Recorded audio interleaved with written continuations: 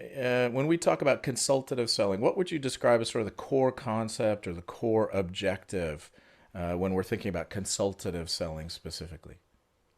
Right. Well, I think it's evolved quite a bit since 30 years ago, and I would describe Hmm. it in four ways. There are four characteristics. First of all, your ability to frame the right question. We notice that a lot of our clients tend to solve the problem that's presented in front of them. They tend to converge and get into the detail quite quickly rather than zooming out and asking, is this actually the right problem? And indeed, is the client framing the right question? So the first thing is, are you Okay. asking the right question? Secondly, then, how are you diagnosing this in front of your clients, the set of problems that inevitably arise?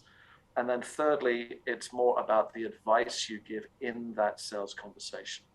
So do you have a point of view? Is it compelling? Is it relevant? To what degree is it original? Will they have heard it from a lot of other, companies? And then Hmm. finally, how do you match and co-create that proposition? So this sequence, if you like, of how you frame, diagnose, advise, and co-create and match the proposition, I would say now are the four characteristics. What, in your experience, then, have been some of the results that you've been able to generate or that you've seen sales professional able to generate if they shift their approach? But we're seeing Yeah. about a 45 times return on ROI, and that's not from sales, that's from fully burdened operating income. So 40 Okay. for every dollar that somebody spends with us, they should expect at least $45 within 12 to 15 months.